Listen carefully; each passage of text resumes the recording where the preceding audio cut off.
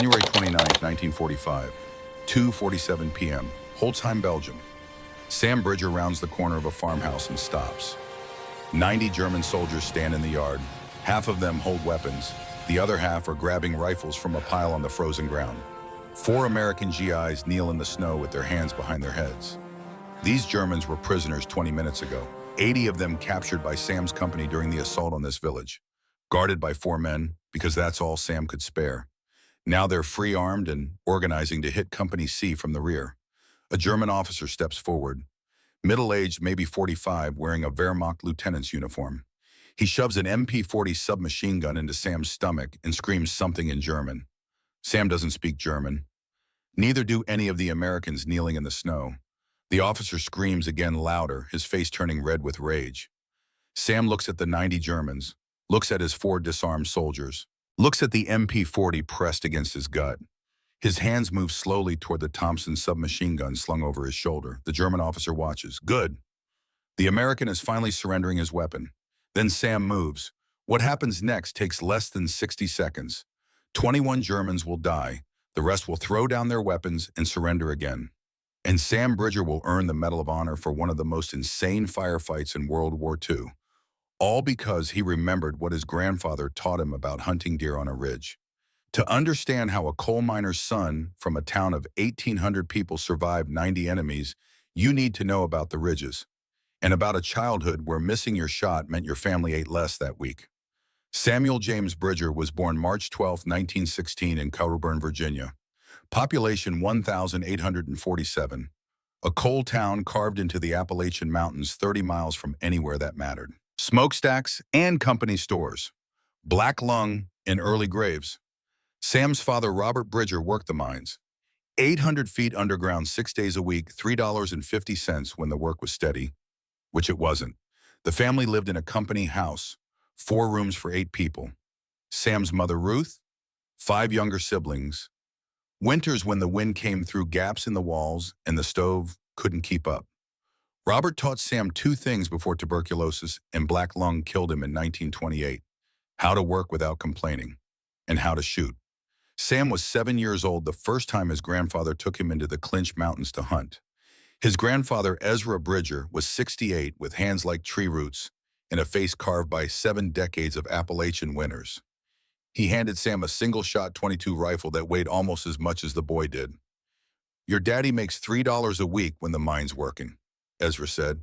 6 mouths to feed. You hunt or you starve. Simple as that. He loaded 1 bullet into the chamber. 1 shot, 1 deer, don't miss. Sam missed, a 6-point buck at 40 yards. Rushed the shot, jerked the trigger. The deer bounded away into the laurel and disappeared. The family ate less that week. Beans and cornbread. No meat. Sam's mother didn't say anything, but she didn't have to. He saw it in her eyes every time she portioned out the food. His younger brothers and sisters getting a little less because Sam had failed. That was 1923. For the next 17 years until the Army drafted him in 1941, Sam hunted those mountains 200 days a year. Not for sport, for survival. And Ezra taught him the old ways. The ridge runner's craft. The Appalachian ridge technique is simple in theory, impossible in practice unless you grew up doing it. You don't walk the valleys where the game trails are obvious. You walk the ridge lines. The deer bed down on the lee side of ridges out of the wind where they can watch the valleys below. If you approach from the valley, they see you coming from 500 yards away. If you approach from the ridge above, you're invisible until you're 30 yards away. But moving on a ridge requires absolute silence. 1 snap twig, 1 boot scraping stone, and every deer within a quarter mile knows you're there. Ezra taught Sam the heel-to-toe roll. You set your heel down, first test the ground feel for branches before you commit your weight. Then you roll to your toe and shift forward. Every step deliberate, every step silent. You got to read the ground 3 steps ahead, Ezra would say. Where's the deer going to be? Where's the wind coming from? Where's the sun? You think about all that before you move. Sam learned to read terrain the way some boys read books. He could look at a hillside and know where the deer would bed down based on the sun angle, the wind direction, the proximity to water. He learned to move through thick mountain laurel without making a sound. He learned to wait. Hours sometimes crouched on a ridge watching. By the time Sam turned 12, his harvest rate was better than 80%. When he went into the mountains, he came back with meat, deer, turkey, rabbit, whatever the family needed. When Robert Bridger died in 1928, coughing blood into a rag in a company house bedroom, Sam became the primary provider. 12 years old, responsible for feeding 6 people. The vow he made that year was simple. If he hunted, he didn't miss. If he missed, his family suffered. So he didn't miss. For 6 years, from age 12 to 18, Sam fed his family. He'd work odd jobs during the week, carrying water for the miners, mucking stables, anything that paid. Then Sunday, his one day off, he'd take his grandfather's rifle and disappear into the Clinch Mountains before dawn. By noon, he'd be back with meat. The skill he developed during those years was measured in hours. 200 days a year, 8 hours a day for 17 years.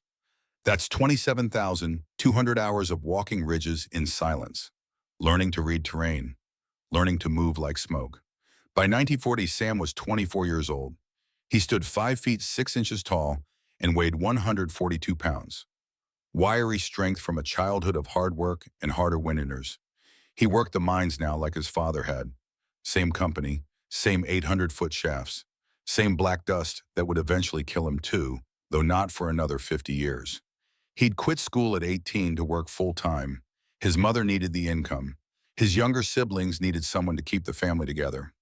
Sam did what needed doing, no complaints. That was the Appalachian way. June 1941. Congress extended the draft. Sam's number came up. He reported to the induction center in Roanoke, Virginia.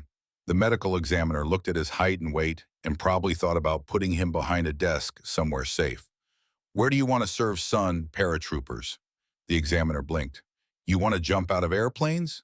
"I've been jumping from ridge to ridge since I was 7. This is just higher." The examiner didn't understand. Nobody from outside the mountains understood ridge running, but he marked Sam down for airborne training and sent him on his way. Fort Benning, Georgia, summer 1941. Airborne school was designed to break you. 5 weeks of running, climbing, falling, brutal, physical conditioning that washed out half the candidates. Then the jump towers, then the real thing. Stepping out of a C-47 at 1,200 feet with nothing but fabric and cord between you and the ground. Sam didn't break. The coal mines had already taught him about fear. 800 feet underground in darkness, knowing one bad timber could bring 1,000 tons of rock down on your head. After that, jumping from a plane was just another calculated risk. But the instructors noticed something else. Sam moved differently than the other candidates. Even with 60 pounds of equipment strapped to his body, he was silent. No clomping boots, no rattling gear. He walked heel to toe, testing every step, moving through the training courses like he was stalking deer on a November morning. Drill Sergeant Hayes pulled him aside after a night navigation exercise. "Bridger, how the hell do you move like that?" "Ridge running, Sergeant. Appalachian technique." "The Army doesn't teach that." "No, Sergeant. My grandfather did." Hayes studied him for a long moment. "Well, keep doing whatever you're doing. Might save your life someday." Sam earned his jump wings in September 1941. Got assigned to Company C, 1st Battalion 508th Parachute Infantry Regiment. The 508th shipped to England in late 1943 and joined the 82nd Airborne Division. The All-Americans, veterans of Sicily and Italy, men who'd already jumped into combat and learned what it meant to fight surrounded. Sam was 27 years old by the time D-Day came around, ancient by paratrooper standards. Most of his squad mates were barely 20. But Sam had something they didn't. 17 years of hunting experience. 17 years of reading terrain, moving silently, thinking 3 steps ahead. Skills the Army couldn't teach in 5 weeks of training. By D-Day, Sam was a squad leader. Staff Sergeant stripes on his sleeve. 12 men under his command. And in his pack, along with ammunition and rations and medical supplies, he carried a photograph of his mother and siblings. A reminder of why he was here. A reminder of what he was fighting for. June 6, 1944, 1:30 a.m. The C-47 transport shuddered as German flak exploded around it. Sam stood in the stick, the line of paratroopers waiting to jump. 60 pounds of equipment strapped to his body. M1A1 Thompson submachine gun. Ammunition, grenades, rations, medical kit. Everything he'd need to fight behind enemy lines. The aircraft was at 400 feet. Too low for a safe jump. But the pilots couldn't climb higher. German anti-aircraft fire was everywhere. Tracers arced through the darkness like angry fireflies. The men could hear metal fragments pinging off the fuselage. The green light came on. The jumpmaster slapped Sam on the shoulder. Go, go, go. Sam stepped into the propeller blast. The wind hit him like a fist. Then the parachute deployed and the world went suddenly impossibly quiet. Below him, France. Occupied France. Enemy territory in every direction. The D-Day airborne operation was chaos from the first minute. German anti-aircraft fire had scattered the formations across 50 miles of Norman countryside. Paratroopers were landing in flooded fields and drowning under the weight of their equipment. Others were coming down in the middle of German camps and dying before they could cut free from their harnesses. Sam landed hard in a field 20 miles south of his intended drop zone. His right ankle twisted on impact. Pain shot up his legs, sharp and immediate. Sprained, maybe fractured. Hard to tell, but he could walk. Barely, and walking was all that mattered. He gathered his chute, buried it in a hedgerow, and checked his equipment. Everything intact. Thompson functional, ammunition dry. He was alone deep in enemy territory with an injured ankle and 40 miles between him and where he was supposed to be.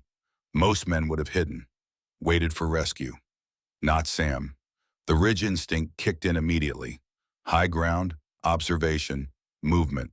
He climbed the nearest hedgerow, gritting his teeth against the ankle pain, and looked at the terrain. Normandy wasn't mountains, but the hedgerows created a kind of micro-ridge system. Earth berms 4 feet high, crowned with thick vegetation running in endless geometric patterns across the French countryside. The Germans would be patrolling the roads and fields. Nobody would expect someone moving along the tops of the hedgerows. Within 6 hours, Sam had found 3 other lost paratroopers. Private Eddie Morrison from the 101st Airborne, Corporal Lewis from the 505th, Private Jimmy Kowalski, 19 years old, from Sam's own company. They were scattered, scared, and looking for leadership.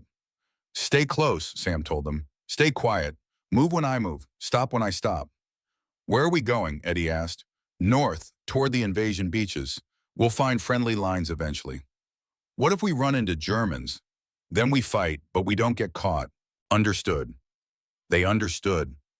Something about Sam's voice, his calm certainty, made them believe they might actually survive this. For 10 days, Sam led that group through occupied France. By day 3, they'd collected 8 more paratroopers. By day 6, there were 15. By the time they reached American lines on June 17th, Sam had 18 men following him. Mixed units, mixed ranks, all of them alive because Sam knew how to read terrain and move without being seen. He used the ridge principle even in flat Normandy. Move along the hedgerow tops at night when the Germans were buttoned up in their positions. Use the darkness and elevation to mask movement. Travel in single file, heel to toe, each man stepping exactly where Sam stepped. No talking, no unnecessary sound. They lived on what they could scavenge from German supply dumps. They avoided roads and open fields. Twice German patrols passed within 20 yards and never knew the Americans were there, crouched in the shadows atop a hedgerow. On day 5, they stumbled on a German supply depot. 6 guards, lightly armed, mostly worried about Allied aircraft. Sam waited until just before dawn, that pre-dawn twilight, when men are sleepiest and visibility is worst. Then he led 4 men in a silent assault from the high side of the depot's perimeter. Knife work, quick and ugly. The Germans died without firing a shot. Sam's group seized weapons, ammunition rations, and disappeared before anyone realized what had happened. It was the ridge technique applied to war. Approach from where they're not looking. Strike fast, vanish. Eddie Morrison asked him later how he learned to do that. Sam just said, same way I learned to hunt deer. You move quiet, you wait for the right moment, you don't hesitate. By June 17th, when they finally linked up with elements of the 29th Infantry Division, all 18 men were accounted for. 0 casualties, 10 days behind enemy lines, 40 miles of occupied territory. Not 1 man lost. The battalion commander stared at Sam in disbelief. Sergeant Bridger, how did you get 18 men through 40 miles of Germans? Stayed off the road, sir. Moved it at night. Used the high ground. The high ground, this is Normandy. This is flat. Hedgerows are 3 to 4 feet high, sir. Learn to use terrain like that hunting back home. The commander shook his head. Remind me where you're from, Sergeant. Coburn, Virginia, sir, coal country. My grandfather taught me to hunt ridges. They gave him the Silver Star for leadership under fire, Purple Heart for the ankle injury, which had healed into a chronic ache that would bother him for the rest of his life, and they promoted him to staff sergeant. Sam wrote a letter home to his mother that night, the first mail he'd been able to send since D-Day. Mama, I'm using what Grandpa taught me. The ridges work here too. I think of him every day. Tell the family I'm safe. Tell them I'll be home when this is over. He didn't tell her about the 10 days behind enemy lines. Didn't tell her about the knife work at the supply depot. Didn't tell her that he'd killed men and watched them die and felt nothing but the cold calculation of survival. She didn't need to know that. Nobody back home needed to know what war really looked like. By September 1944, Company C had been through Normandy and was preparing for the next big operation. Operation Market Garden, the largest airborne assault in history. 35,000 paratroopers dropping into Holland to capture a series of bridges across the Rhine River. If it worked, the Allies would be in Germany by Christmas. It didn't work. Not completely. But Sam's part of it went exactly according to plan. September 17th, 19 Holland. Sam jumped with Company C near Nijmegen. Their mission was to secure the bridges and support the ground advance. The drop went smoothly, light resistance, nothing like the chaos of Normandy. But within hours there was a problem. 3 German 20mm flak guns positioned on Kiekberg Hill were firing at incoming gliders.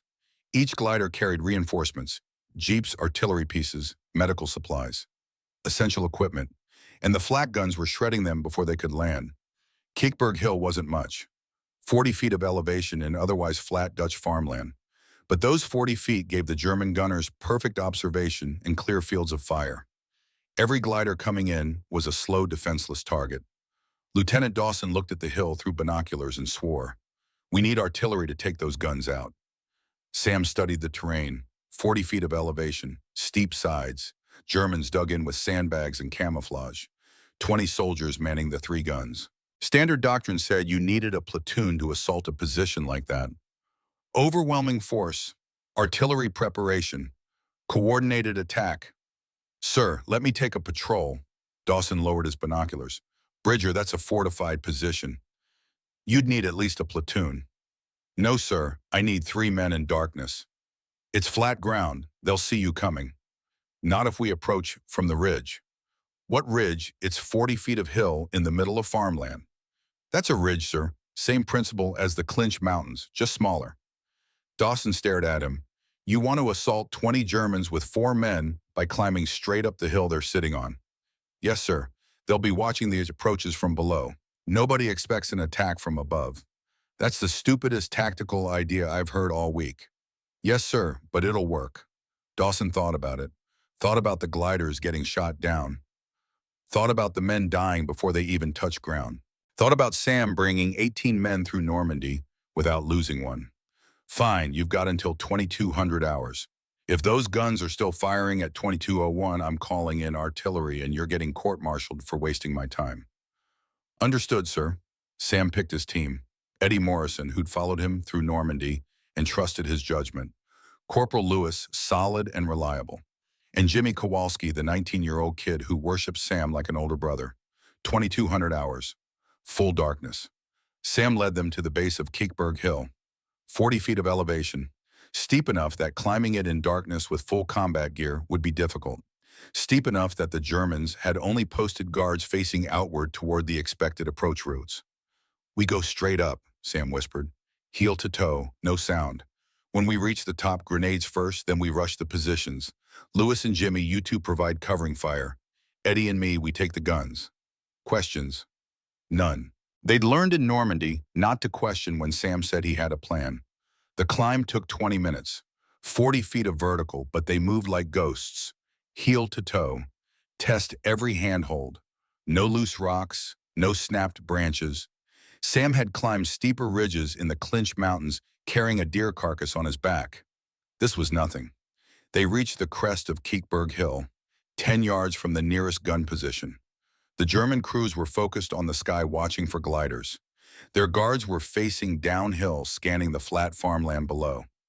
Nobody was looking at the hilltop behind them. Sam pulled a grenade, pulled the pin, and lobbed it into the first gun pit. Eddie did the same with the second pit. Both grenades landed silently in the darkness. The German crews never saw them coming. The explosions were simultaneous. White flashes in the night, screams. Then Sam and Eddie were moving, rushing the positions with Thompsons blazing. Lewis and Jimmy opened fire from the crest, suppressing any Germans who tried to react. The crew of the third gun swung their weapon around, trying to target Sam. Too slow. He was already sliding into their position, Thompson firing at point-blank range. 3 men down in as many seconds. The German infantry realized what was happening and tried to counterattack. 12 men rushing up the hill toward the sound of gunfire. But they were attacking uphill, and Sam had the high ground. He stood at the crest of Kiekberg and fired down at them. The ridge advantage, the same advantage he'd had hunting deer. 6 Germans fell, the rest broke and ran. Total time from first grenade to last shot 4 minutes. 3 German flak guns destroyed. 20 soldiers killed or wounded. 0 American casualties. The gliders came in safely after that. 150 men landed without taking fire. Jeeps, artillery, medical supplies. Everything the division needed. Lieutenant Dawson found Sam an hour later. "How the hell did you do that?" "Same principles as hunting, sir. High ground. Surprise. Speed." "Where'd a coal miner's son learn to assault fortified positions?" "Clinch Mountain, sir. Deer don't look up. Neither do Germans." They gave him the Distinguished Service Cross for that action, second highest combat decoration in the Army. 1 step below the Medal of Honor. Sam now had a Silver Star, a DSC, and a Purple Heart, 3 of the rarest combat medals in the American military. He was 28 years old. And after Market Garden, word spread through the 82nd Airborne about the quiet sergeant from Virginia who moved like a ghost and thought like a hunter. They started calling him Ridge. He hated the nickname, but it stuck. By December 1944, the war seemed to be winding down. The Allies had liberated France. They were pushing into Germany. Hitler's armies were collapsing on both fronts. Everyone thought the war would be over by spring. Then came the Ardennes, December 16, 1944. Hitler launched his final desperate offensive. 400,000 men, 1,400 tanks, 1,900 artillery pieces. They crashed through the American lines in the Ardennes forest, aiming for the port of Antwerp, split the Allied armies, force a negotiated peace, one last roll of the dice. The 82nd Airborne was rushed to Belgium as an emergency reserve. Company C found themselves dug into frozen positions near Bastogne, trying to hold against overwhelming German forces. The weather was brutal, -12 Celsius, snow and ice. Men froze to death in their foxholes. Weapons jammed, vehicles wouldn't start. Sam's coal miner constitution helped him endure. He'd grown up in Appalachian winters where the wind cut through walls and the cold was an enemy you learned to live with. But others suffered. Frostbite, hypothermia. The cold killed as many men as the Germans. Then on December 18th, survivors from the 285th Field Artillery stumbled into the American lines. 43 men frostbitten and traumatized with a story that changed everything. Private Daniel Foster, 22 years old, told Company C what happened at a place called Malmedy. Foster stood in front of Company C with hollow eyes and hands that wouldn't stop shaking. His uniform was stained with frozen blood that wasn't his own. When he spoke, his voice came out flat, emotionless, like something inside him had broken and would never heal. December 17th, 1400 hours, Baunez Crossroads near Malmedy. The men of Company C gathered closer. Steam rose from their breath in the frozen air. Sam stood at the back, arms crossed, listening. Our convoy, 113 men, artillery observers, radio operators, supply personnel. We were moving south when we hit SS Kampfgruppe Piper, tanks and armored infantry. We had trucks and small arms. It wasn't a fight. It was a slaughter waiting to happen. Foster paused. His jaw worked like he was chewing something bitter. Our lieutenant ordered surrender. White flags. Hands up. We thought, okay, POW camp. Geneva Convention. We follow the rules, they follow the rules. That's how it works, right? Nobody answered. They all knew what was coming. The SS herded us into a farmer's field. Took our weapons. Made us stand there with our hands behind our heads.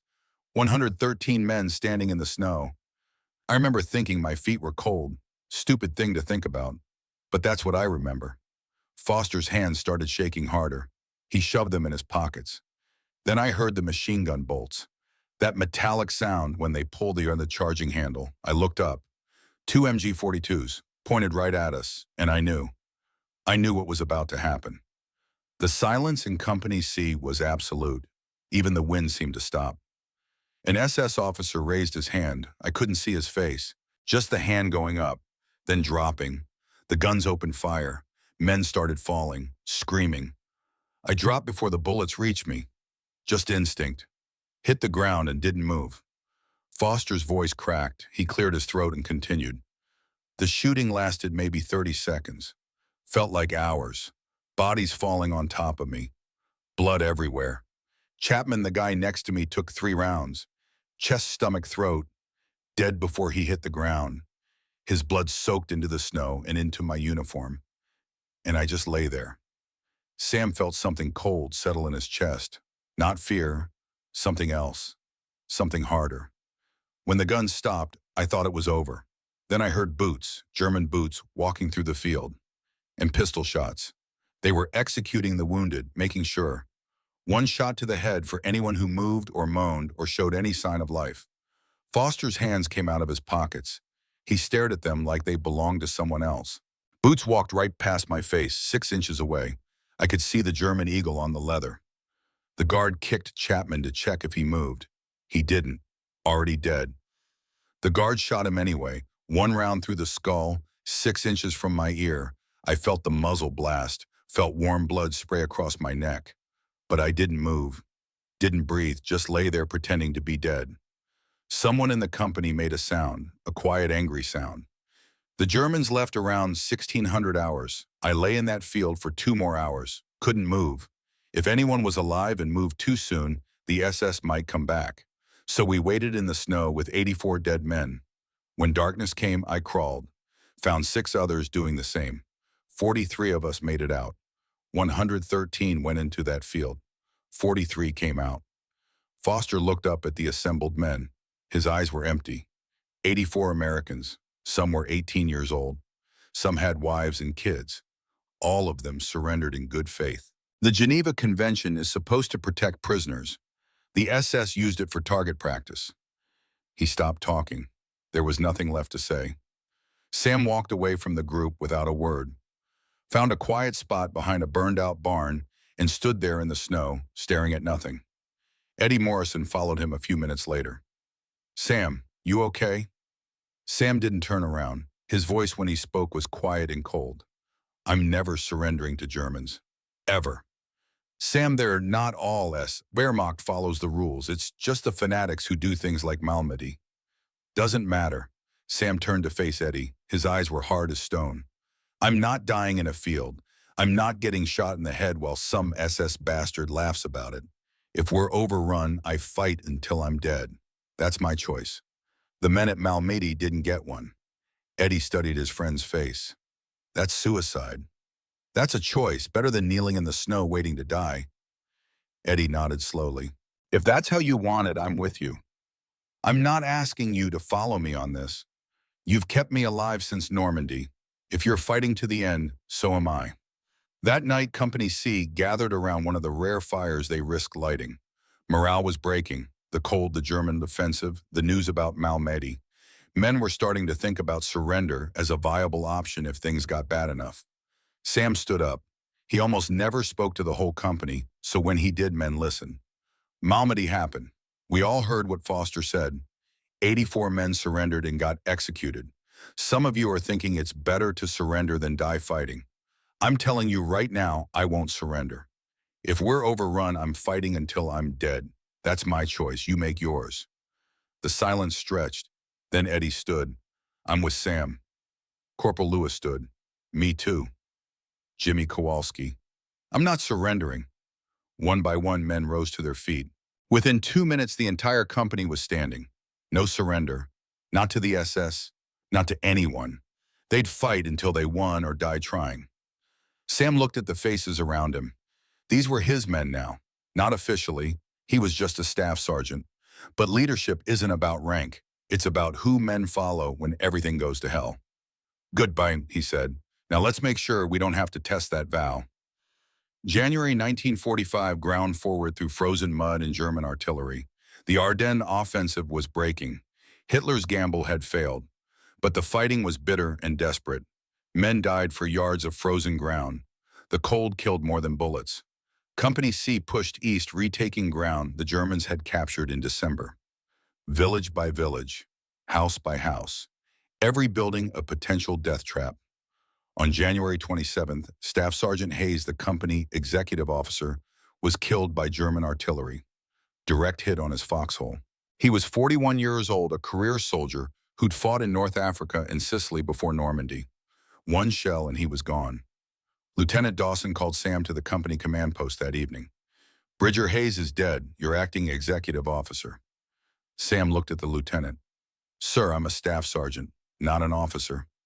You've been leading men since D-Day. You brought 18 paratroopers through Normandy without losing one. You took Keekberg Hill with 3 men. Every soldier in this company trusts you more than they trust me. You're the XO whether you want the job or not. Yes, sir. Dawson pulled out a map. We've got orders. Village called Holzheim, 5 miles east. Intelligence says light resistance. Maybe 50 Germans, mostly Volkssturm and rear echelon troops. We assault at dawn, January 29th. Sam studied the map. Standard assault, nothing complicated. What's our strength? That's the problem. We're supposed to have 80 men for an operation like this. We've got 50. Hayes' death plus casualties from the last 3 weeks. We're under strength. Sam thought about it. 50 combat effectives for an assault that needed 80. Not good odds, but workable if the intelligence was accurate. Sir, the company headquarters has 30 men, clerks, cooks, supply personnel. Dawson shook his head. They're not combat trained. They've got basic training. They can hold a rifle. We need bodies. Bridger, those men haven't fired a shot since boot camp. Some of them are in their 30s. They're not paratroopers. Neither was I until the Army made me one. Give me those 30 men. I'll get them through it. Dawson looked at him for a long moment. Your call. You're the XO. Sam went to the company headquarters tent an hour later. Inside were the men who kept the paperwork moving, the supplies flowing, the meals cooked. Private Willis, the company cook, 35 years old and 50 pounds overweight. Private Jennings, 19, a clerk who'd been filing reports while other men fought. Private Foster, 21, supply sergeant who'd never been closer to combat than handing out ammunition. 30 men total, all of them looking at Sam with varying degrees of confusion and fear. You're infantry now, Sam said without preamble. Grab your rifles. We assault Holzheim at dawn. Silence. Then Willis spoke up. Sarge, I haven't fired a weapon since basic training in 42. I'm a cook. You're a soldier. Says so on your enlistment papers. Tomorrow you prove it. We're not trained for this. Sam's voice went cold. You think the Germans at Malmedy cared about training? You think they asked for qualifications before they started shooting? We need 80 men. We have 50. You're the other 30. Pack your gear. We move out in 2 hours. The clerks and cooks looked at each other with the kind of fear that comes from knowing you're about to be tested and you're probably not ready. But they packed their gear. They checked their weapons. They did what soldiers do when there's no choice left. Jimmy Kowalski found Sam before they moved out. Sir, I want to volunteer as your runner. You should stay with your platoon. No, sir. You saved my life in Holland. I'm staying with you. Besides, somebody's got to watch your back. Sam looked at the kid, 19 years old, Polish immigrant parents, joined the Army to prove he was American. Followed Sam through 2 combat operations and never hesitated once. Fine, but if I tell you to run, you run. No arguments, no heroics. Understood? Yes, sir. The march to Holzheim began at 1800 hours on January 28th, 15 miles through waist-deep snow in a blizzard. Temperature dropping to -10°C. 80 men in a column, Sam at the front, despite the chronic pain in his ankle from the Normandy jump. The clerks struggled from the first mile. They weren't in paratrooper condition. Willis, the cook, was breathing hard after 20 minutes. Jennings kept slipping in the snow and catching himself. These men were soft from months behind desks and stoves. At mile 5, German artillery found them. harassing fire from distant battery shells exploding randomly along the road. Most hit wide. One landed close. Private Willis took shrapnel to the chest and throat, dead before the medic reached him. The clerks froze. They'd never seen a man die violently before. Never seen that much blood steaming in the snow. Sam's voice cut through their shock. Keep moving. This is war. Willis knew the risks. But inside, Sam felt the weight of it. Willis had a wife back in Ohio. Sam had heard him talk about her during mail call. Now she was a widow, and Sam had sent her husband to die. That was command. That was the burden of rank. You made decisions, and men died because of them. At mile 10, Sam called a rest. 10 minutes.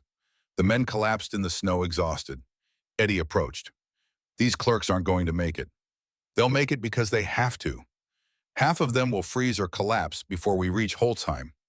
Sam pulled out his ration chocolate and cigarettes, distributed them among the clerks. His own supplies he shared with men who needed them more.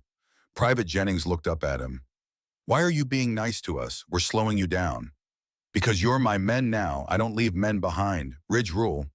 What's that mean? In the mountains, you leave a man, he dies. Same here. Jennings nodded. He didn't fully understand, but he understood enough. They reached Holtzheim at 600 hours, January 29th. The village appeared through the snow. 15 houses, smoke rising from chimneys, German positions visible in windows and behind walls. Sam briefed the platoon leader. Standard assault, clear house by house. Take prisoners. Geneva Convention applies. We're not the SS. Eddie asked, what if they are SS? Sam's face went hard. Then we follow Malmedy rules. The assault began at 0630 hours. Company C entered from the east. The Germans were dug in, but they weren't elite troops. Wehrmacht regulars and Volkssturm, the old men and teenagers, Hitler was throwing into the line as a last resort. Sam led the clerk platoon, teaching them in combat because there'd been no time before. Grenade through the window, count 3, rush the door, clear corners first. Private Jennings killed his first German in the second house. A teenager, maybe 17, Volkssturm armband, firing an old bolt-action rifle. Jennings shot him twice with his M1 Garand. The boy fell. Jennings stumbled outside and vomited in the snow. Sam found him there. That's normal. I did the same thing after my first. Keep moving. We're not done. But by 900 hours, the resistance had collapsed. Germans were surrendering by the dozen. Sam's platoon captured 30 prisoners. Other platoons captured 50 more. 80 German POWs total herded into the yard of a farmhouse on the village's eastern edge. Sam looked at the prisoners. Wehrmacht mostly. Some Volkssturm, exhausted men who'd been fighting a losing war for too long. These weren't fanatics. These were conscripts who wanted to go home. Lieutenant Dawson approached. Good work, Bridger. Secure the prisoners. We need to clear the northern sector. Still some holdouts. Sam looked at his exhausted men.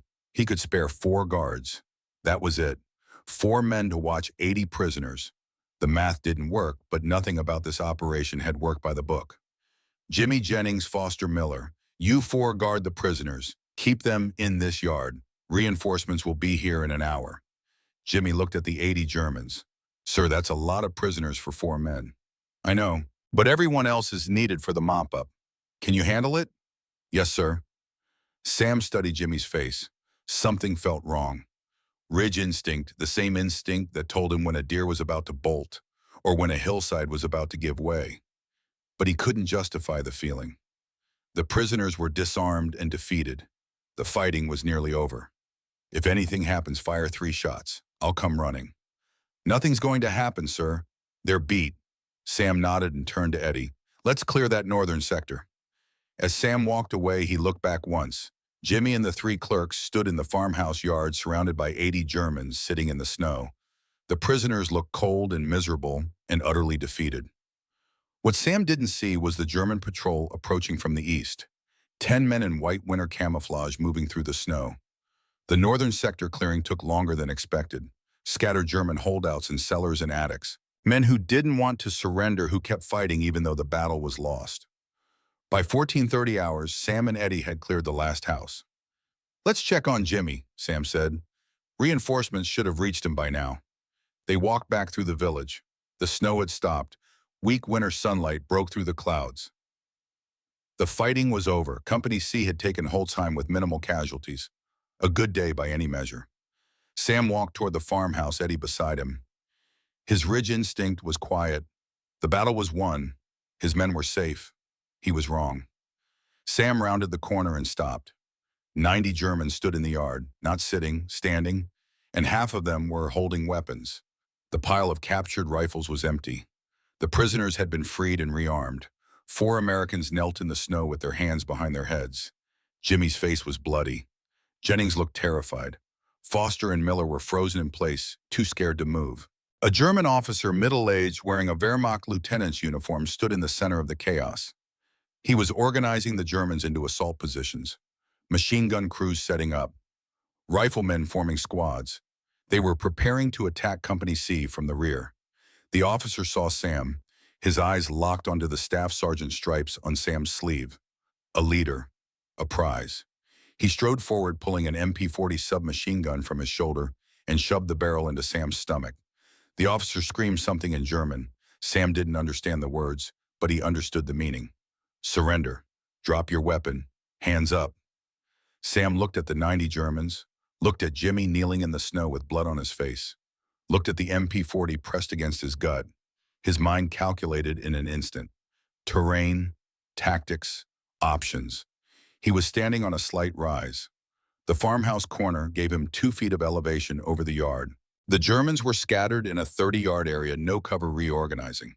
His Thompson was slung over his shoulder. Range was 15 yards point blank for a submachine gun. Options: surrender and die like the men at Malmedy, run and leave Jimmy and the others to die, or fight 90-1. Impossible odds. But Sam had made a vow 42 days ago in the snow after hearing about Malmedy. Never surrender. Die fighting. Make it count. The German officer screamed again, louder, his face turning purple with rage. Sam's hands moved slowly toward his Thompson. The officer saw this as surrender. Good. The American was giving up his weapon. The officer relaxed slightly. Sam's brain was already 3 steps ahead. Ridge principle. They expect valley approach. I'm already inside their perimeter. High ground advantage. Initiative. Speed. Violence of action. His hands closed around the Thompson's grips. He began to unsling the weapon. Slow. Controlled. Surrender posture. The German officer watched. Satisfied. Another prisoner for the count. Then Sam moved. 17 years of ridge running, 27,000 hours of muscle memory. Deer hunting speed applied to war. In one motion faster than thought, Sam swung the Thompson up, brought the muzzle into line, and squeezed the trigger. The M1A1 Thompson fired 45 ACP rounds at 600 per minute. At close range, each round hit like a sledgehammer. The first burst caught the German officer in the chest. 8 rounds in less than a second. The officer's eyes went wide. He was dead before he understood what happened. His body fell. The MP-40 clattered on the frozen ground. And Sam kept firing. Sam pivoted left. Thompson still firing. The weapon bucked against his shoulder brass casings, tumbling through the cold air, steam rising from the hot barrel. He swept the muzzle in a controlled arc. 5 Germans standing near the dead officer caught the burst. They went down like puppets with cut strings. The Thompson's bolt locked back, magazine empty, 30 rounds gone in less than 4 seconds. This was the critical moment, the 2-second window when Sam was vulnerable, when 90 Germans could kill 1 American. But Sam had reloaded a Thompson submachine gun 10,000 times in training. His hands moved on pure muscle memory. Left hand dropped the empty magazine. Right hand grabbed a fresh one from his chest rig. Insert. Slap the base. Rack the bolt. Weapon hot. Total time, 1.8 seconds. The Germans were still processing what had happened. Their officer was dead. The American who'd been surrendering was now killing them. Some raised rifles. Some stood frozen. None of them had coordinated a response yet. Sam's voice cut through the chaos, raw, commanding, desperate. Pick up their weapons! Pick up their weapons! Jimmy Kowalski snapped out of shock, blood running down his face from where the German patrol leader had struck him with a rifle butt. He lunged for the nearest weapon, a Kar 98K dropped by a dead German. His hands closed around the stock. Jennings, Foster, Miller. The three clerks who'd frozen when the patrol overwhelmed them. They moved now, scrambling for rifles in the snow, hands shaking with terror and adrenaline. Sam kept firing, controlled three-round bursts now. Ammunition conservation. Immediate threats first. Germans raising weapons. Germans moving toward cover. Germans trying to organize. 6 more went down. Jimmy chambered around in the Car 98K and fired. A German rushing Sam from the left flank. The German fell. Jimmy's hands were shaking so badly he almost dropped the rifle. His first kill at point-blank range. No time to process it. He worked the bolt and fired again. The three clerks were shooting now too. Wild, panicked fire. Most of their rounds missed, but some connected. And more importantly, the Germans were now taking fire from 5 directions. The tactical situation had reversed in seconds. Sam's second magazine ran dry. He reloaded again. Third magazine. He was burning through ammunition at an unsustainable rate, but sustainability didn't matter. Only survival mattered. Only the next 3 seconds mattered. The German soldiers were breaking. No leadership. Their officer was dead along with 2 NCOs. No one was giving orders. The American who should have been their prisoner was now methodically killing them. Some Germans charged forward in desperation. Sam cut them down. Some tried to run for the village edge. Jimmy and the clerks shot them. Some threw their weapons down and raised their hands. 60 seconds had passed since Sam pulled the trigger. In that time, the farmhouse yard had transformed from an organized German assault position into a slaughterhouse. Sam stopped firing. His third magazine was half empty. Smoke rose from the Thompson's barrel. The weapon was hot enough to burn skin. He stood in the center of the yard surrounded by bodies. German soldiers lay scattered across 30 yards of blood-stained snow. Some weren't moving, some were crawling, some were screaming. The count was brutal. 21 Germans dead, 24 wounded. The rest, more than 40, had their hands in the air. Weapons dropped, eyes wide with shock. Sam's hands were shaking now. The adrenaline that had carried him through the fight was crashing. His heart hammered against his ribs. His mouth tasted like copper and gunpowder. He looked at the Germans who'd thrown down their weapons, looked at the ones trying to surrender, and spoke his voice flat and cold. That was the stupidest thing I've ever seen. Eddie Morrison came sprinting around the corner. Thompson raised 20 men behind him. They had heard the sustained gunfire and come running. Eddie stopped dead, staring at the carnage. Jesus Christ, Sam. Sam pointed at the surrendered Germans with the barrel of his Thompson. Get them secured. This time use a full platoon, not 4 clerks. His voice was steady, but his hands wouldn't stop shaking. Eddie started barking orders. Men surrounded the prisoners. Weapons were collected. Wounded were separated from the dead. Medics arrived and began triage. It was organized chaos, the kind that happens after combat when everyone's still running on adrenaline and fear. Jimmy approached Sam. The blood on his face had dried into a dark crust. "Sir, you saved my life." Sam looked at him. Looked at the 19-year-old kid who'd volunteered to be his runner because he wanted to prove something to himself or his parents or America. "I should have left more guards. This is my fault." "No, sir. You gave us orders. We failed to hold the position. You fixed our mistake." "I killed 21 men in 60 seconds, Jimmy. Some of them were probably decent men.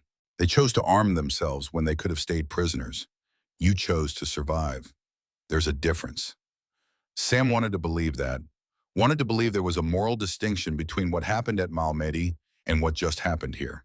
But standing in a yard full of bodies, it was hard to see the line clearly. Lieutenant Dawson arrived 10 minutes later. He walked through the scene, slowly counting bodies, examining weapons, talking to witnesses. Then he pulled Sam aside. "Walk me through it." Sam delivered the factual account. No emotion, no justification. Just the sequence of events. Approached the farmhouse. Saw 90 armed Germans and 4 captured guards. German officer pressed weapon into his stomach and demanded surrender. Sam drew and fired. 60 seconds of combat. 21 enemy KIA. 24 WIA. Rest surrendered. Dawson listened without interrupting. When Sam finished, the lieutenant was quiet for a long moment.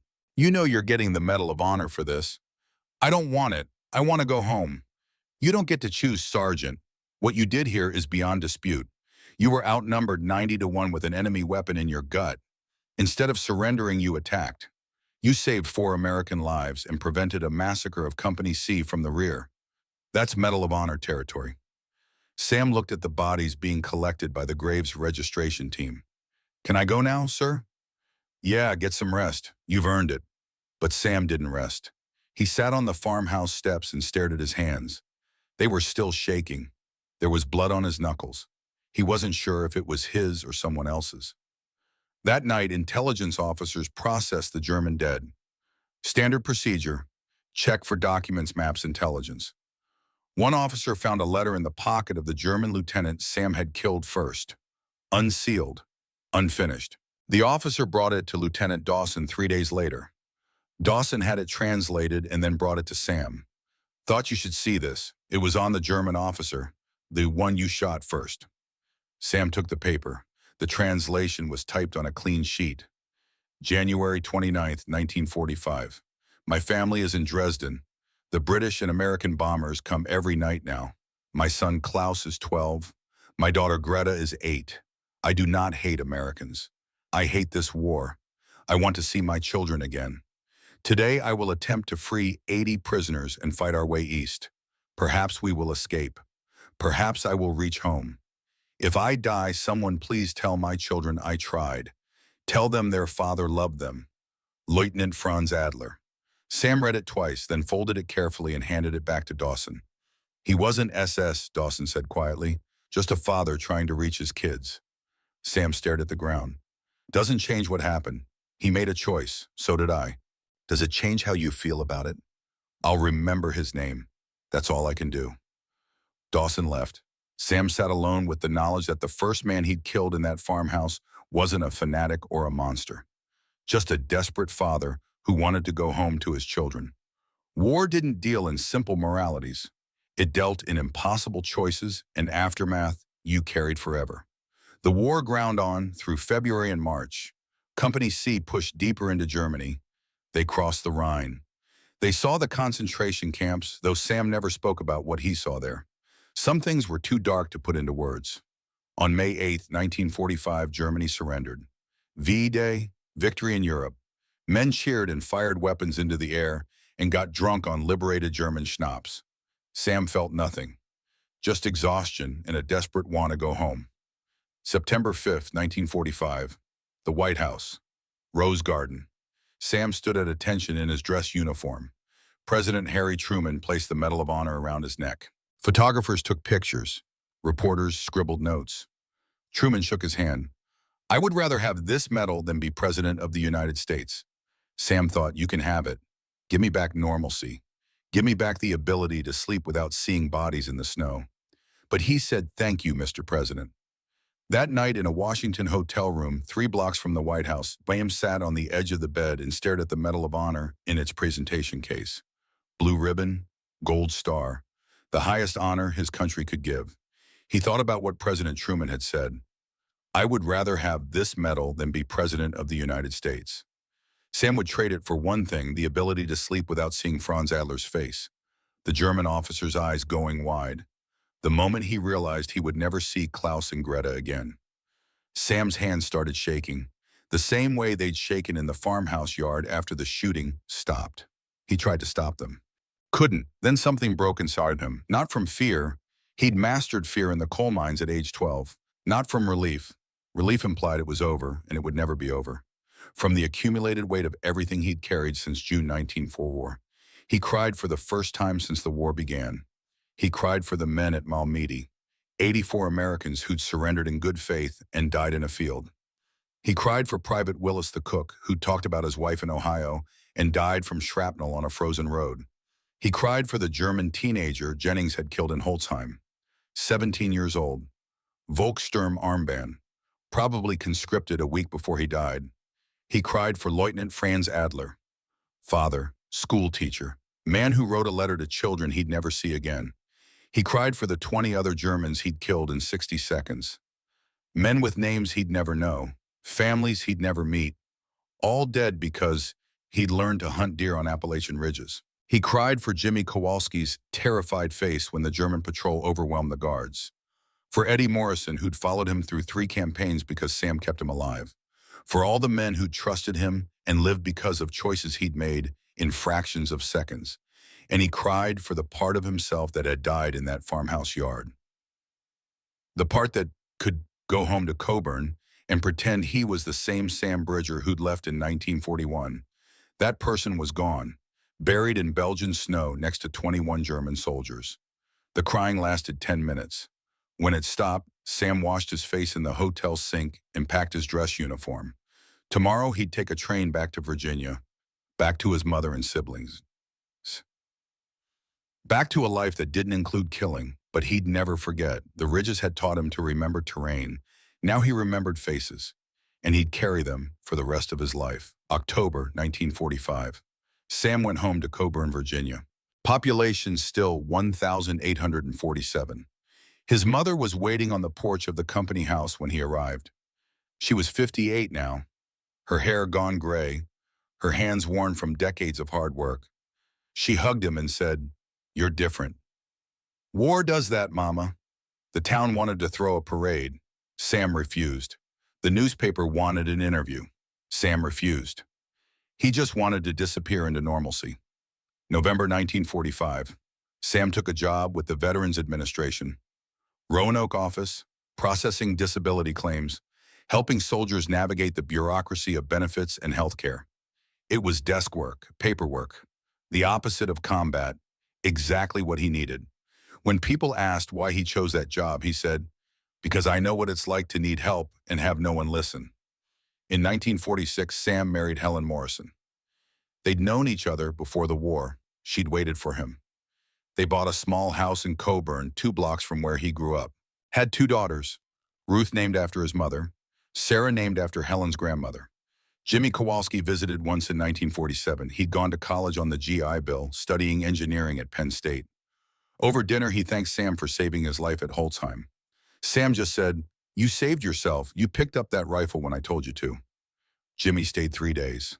On the last evening, sitting on the porch with Sam, he asked, "Do you ever think about it, the farmhouse?" "Every day," Sam said, "every single day." "Does it get easier?" "No, you just get better at carrying it." Jimmy left the next morning.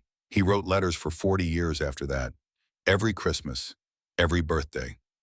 In 1987, when Helen died, Jimmy came to the funeral.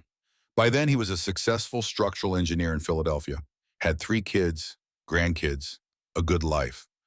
"I owe it all to you," he told Sam at the cemetery. "You owe it to yourself," Sam said. "You were brave when it mattered." Eddie Morrison wrote letters for 30 years. He'd become a police officer in Portland, Oregon. Had 4 kids. In every Christmas card, he included the same line, "Still alive because you taught him to think 3 steps ahead." In 1975, Eddie visited Coburn. By then, he was a police captain close to retirement. He and Sam sat in the same spot on the porch where Sam had sat with Jimmy decades before. "I teach your Ridge principle to my officers," Eddie said. "High ground, observation, think 3 steps ahead. It works for police work too." "My grandfather would be proud," Sam said. "He should be. He saved a lot of lives, through you." Sam kept the letters in a drawer. Proof that some men had made it home. Proof that leadership meant something beyond medals in a box. For 27 years, Sam went to work at the VA office, helped veterans file claims, cut through red tape, rose through the ranks to division chief of the Pittsburgh regional office after transferring in 1955. Good salary, steady hours, a pension waiting at the end. The Medal of Honor stayed in a box in the closet. The Distinguished Service Cross, the Silver Star, the Purple Hearts, all of them hidden away.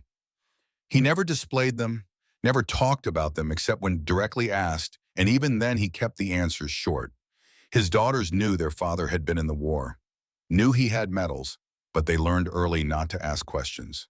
There was something in his eyes when the subject came up, something hard and distant, that made them understand this wasn't a topic for casual conversation. In 1968, his daughter Ruth was 21 and home from college. She asked him directly one evening after dinner, "Dad, why don't you ever talk about the war? You're a hero. You have the Medal of Honor." Sam set down his newspaper and looked at her.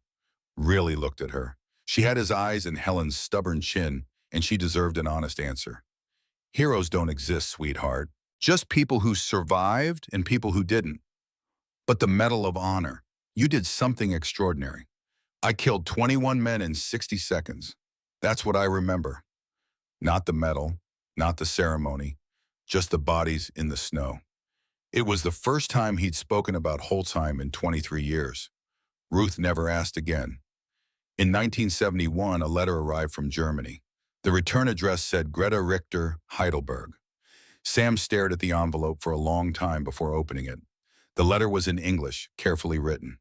Dear Mr. Bridger, my name is Greta Richter. I am the daughter of Lieutenant Franz Adler, who died at Holzheim in January 1945. I recently discovered my father's diary and an unfinished letter he was writing the day he died. Through military records, I learned you were the American sergeant involved in the incident. I am writing not to accuse or condemn, but to understand. My father was not a Nazi. He was a school teacher before the war. He did not hate Americans. He just wanted to come home to my brother and me. I would like to meet you if you are willing to talk about what happened that day, to understand the man who killed my father and why.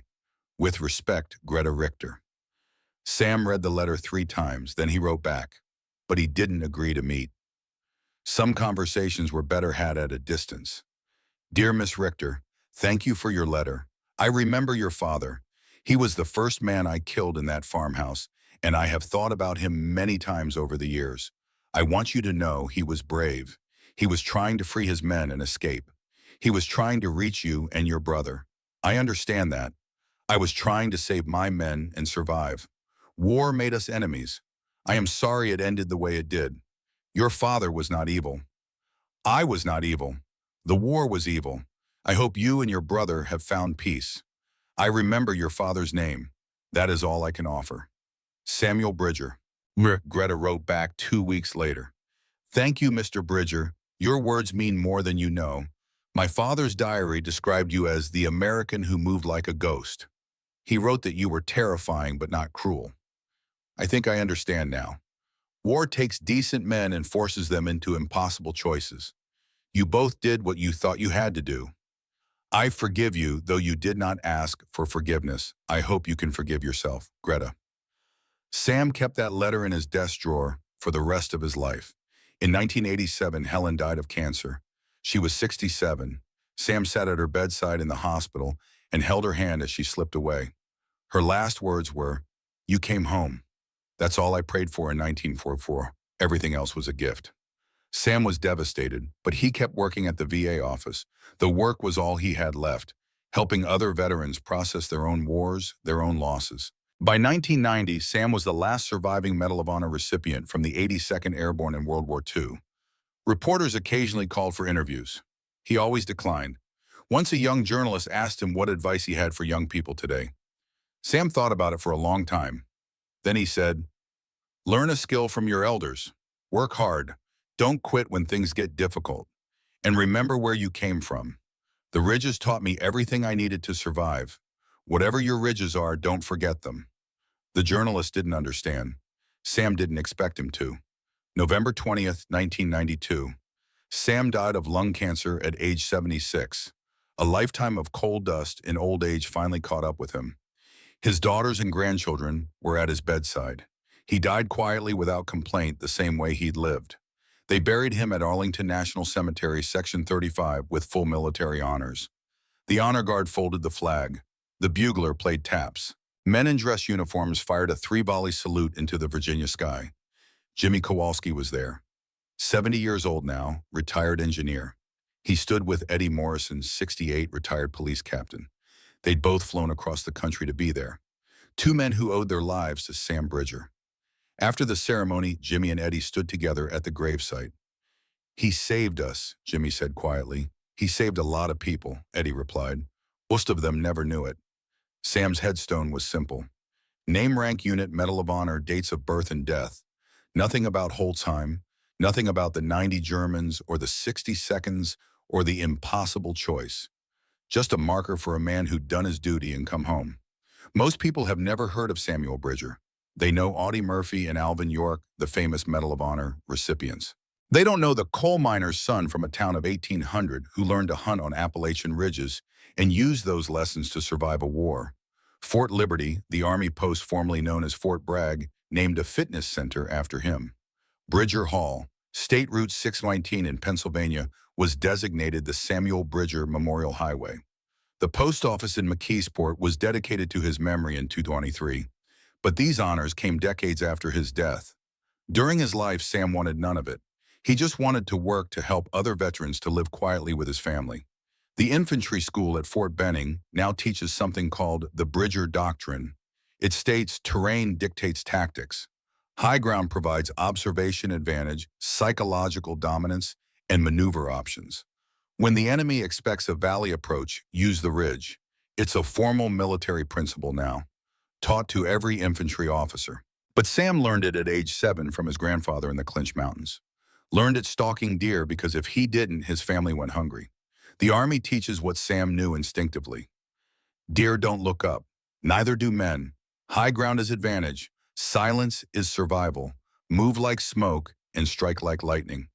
In 2003, Greta Richter donated her father's diary to the National WWII Museum in New Orleans. Among the entries was one dated January 29, 1945, written hours before Holtzheim. We will attempt to free the prisoners today. I do not expect to survive. The Americans are good soldiers. They will fight back. But I must try, for Klaus and Greta, for the chance to see them again. If I die, I hope the American who kills me understands I had no choice, just as he will have no choice.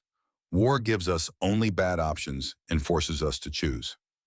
Another entry from earlier in January. I saw the American sergeant today through binoculars, the one they call Ridge. He moves differently than other soldiers, like a hunter. I think he is a farmer or woodsman in civilian life. We are not so different, he and I, both trying to survive, both far from home. If we meet, one of us will die. I hope it is quick. They met, it was quick, and Sam carried the weight of that meeting for 47 years. The final truth about Samuel Bridger is this: he wasn't a hero, he was a survivor. He did what he had to do in a farmhouse yard in Belgium because the alternative was dying on his knees like the men at Normandy. He killed 21 men in 60 seconds, not because he wanted to, but because surrender meant death. War doesn't favor the big or the strong or the fearless. War favors those who remember their training, who keep thinking when everyone else has stopped, who use every advantage terrain provides. War favors those who remember where they came from. And Sam never forgot the ridges.